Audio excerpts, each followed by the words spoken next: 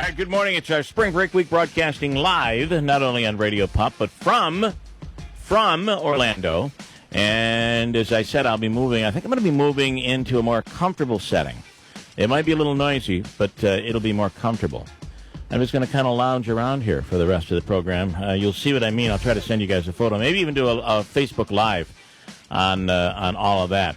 How about the story out of Frankfort yesterday, Christine? 2 toddlers subject of an Amber Alert found safe on Thursday night in Herkimer County.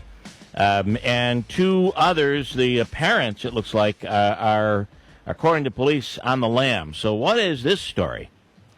Yeah, it's, Bill, it's something that's still being investigated. Here's Christine right here now with the latest. Okay. So the update, Bill, is that the Amber Alert has been canceled, but the search is still active on the New York State Police's website. So if we've reached out to them, but I did receive a call at about 2 o'clock this morning. I was very surprised to get a call from somebody in D.C. telling me that the children had been found and that the Amber Alert was being canceled. It had been canceled, but again, it's still on the State Police website, so we're still waiting to hear from State Police for confirmation. But well, here's what I was able to grab this morning. They're saying that the children Mariah Seelbach and Jordan Lintz II, a 2-year-old and a 1-year-old, were found unharmed just before 11 p.m. according to Trooper Jack Keller.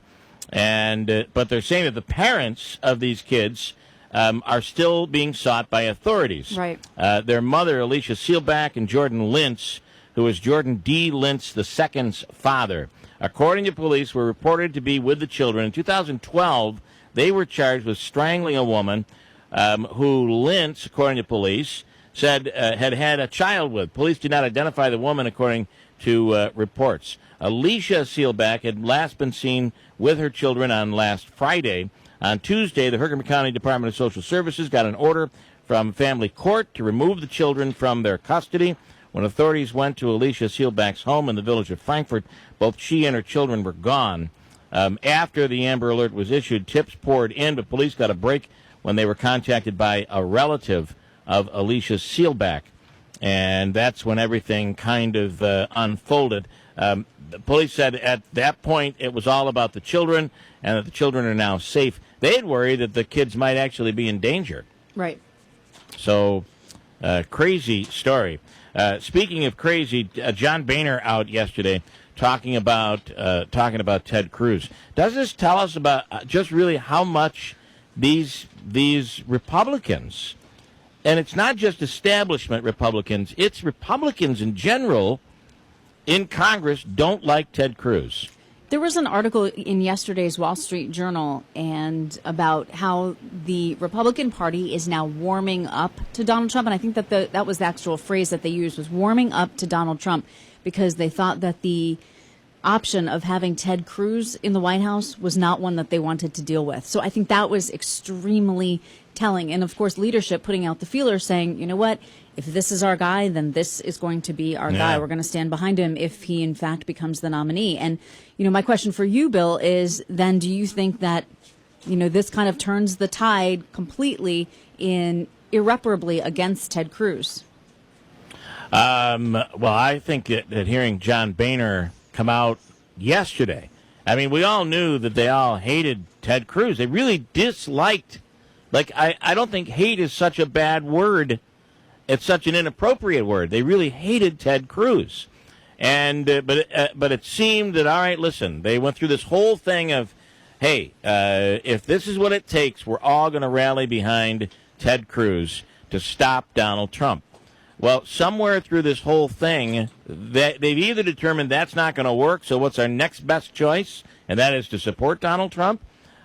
Or something has happened that has made them believe that maybe Ted Cruz can't be trusted. I don't know. It's really, you just don't know. Every day that goes by, it's shocking because you don't know what's going to happen. We're going to talk to Rachel Sutherland coming up from Fox News Radio in a few minutes. There was a Trump rally yesterday, and the protests ended up turning violent. And 20 people were arrested. So just in the wake of this kind of positive turn for Donald Trump, this stuff breaks out yesterday. So we'll talk to Rachel Sutherland about that. Also, Willie Waffle coming up later on in the hour. Later this morning, we'll give you a chance to win our free money question of the day. I'll try to squeeze one in soon for $100, $200, or $300 in cash. And we had a $100 winner yesterday and the winner of the Comets tickets. And it just so happened a pretty good question. So the question yesterday was 3 colleges in Madison County, what are they? And it turns out, I think we had a Morrisville grad on the air who answered it and said, what did we have? We had Morrisville, Colgate, and Casanova. Colgate and Casanova. And he wins $100 in cash. We'll have another question coming up. Couple more maybe this morning, giving you a chance to win $100, $200, or $300 in cash from the Hobica Law Firm. Also, I have to tell you, tomorrow is a big day at the auditorium, as it is Utica on Tap. So over 100 different beers. WIBX and Town Square Media will be there for this event. It's a really awesome event, especially if you like this whole craft beer, or if you like craft beer, or beer in general, but this whole craft beer movement, which is enormous right now. So all of it coming up. Hold on tight. We'll come right back. Christine has news, then Fox Business News. It's a Friday, spring break week from Orlando on WIBX.